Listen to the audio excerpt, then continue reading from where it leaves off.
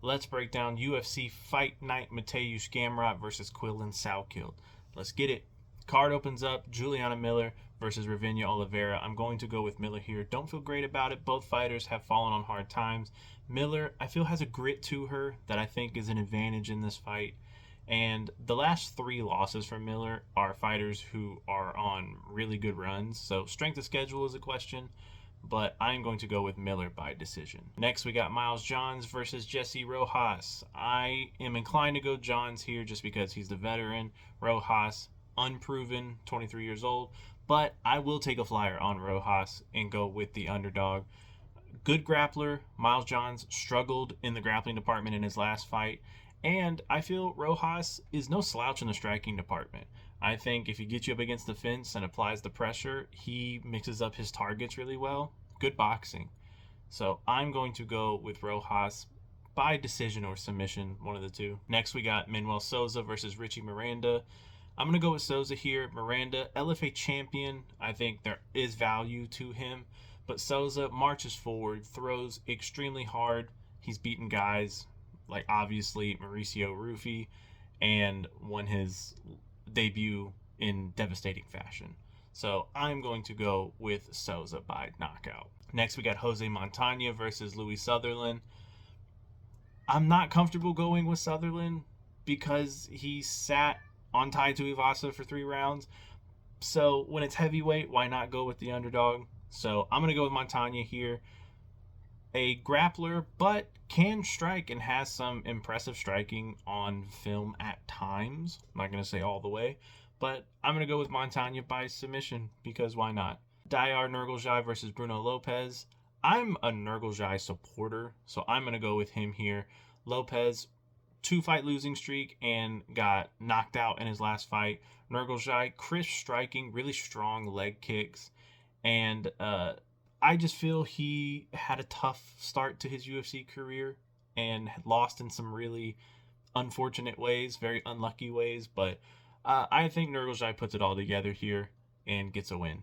Give me Nurgalzhai by decision. Steven Asplin versus Guilherme Pat. I'm going to go with Asplin here.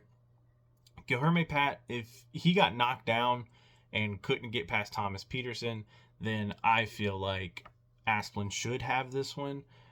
Ultimately, I feel Asplin can be more active.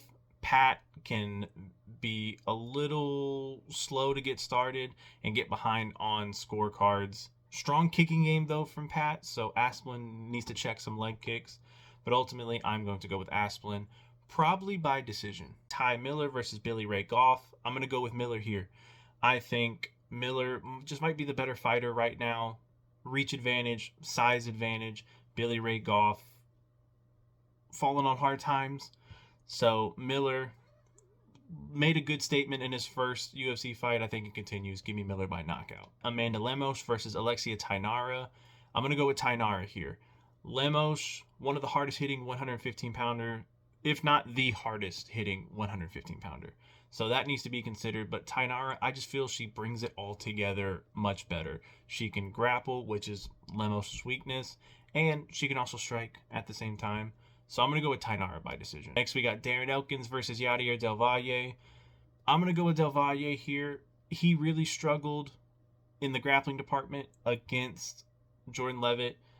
Maybe he improves. Darren Elkins, 42 years old. It's really hard for me to go with a 42-year-old, especially a guy who takes damage like Elkins does. So I'm going to go with Yadier Del Valle by knockout maybe. We got Billy Quarantillo versus Diego Fajeda.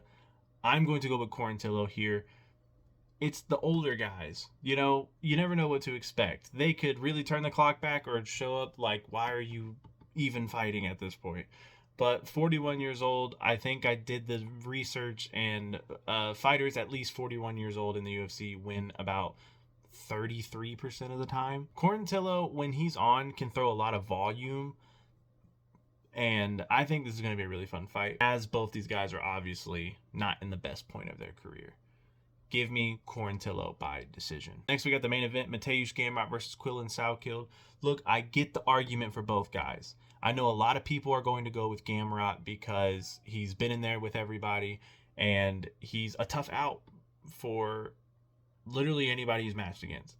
The wrestling could be a lot for Quillen Salkilld, but Quillen Salkilld, the bigger fighter, reach advantage, striking advantage, power advantage, and Quillen Salkilld can also handle himself well in grappling exchanges, which is why I'm going to go with Quillen Salkilld. I think Gamrot, we saw it in the Dan Hooker fight, and I want to use that as a point of reference, that if he is not able to hold you down and you are able to work your way back up to the feet, which is what I think Salkilld did really well against Dariush, I think Gamrot, how does he look in the later rounds if he can't find the early finish or if he's not able to maintain top control? And I don't think Quillen Salkild's just going to lay there and accept being on the bottom, right? I could be completely wrong, and I see the reasoning for both, but I am going to go with Quillen Salkilld, and I do think if he does get it done, it is going to be by knockout. When Mateusz Gamrot was matched up against Oliveira, I chose Oliveira to be the first person to submit Gamrot, and now I'm picking Quillen Salkilld as the first guy to knock out Mateusz Gamrot.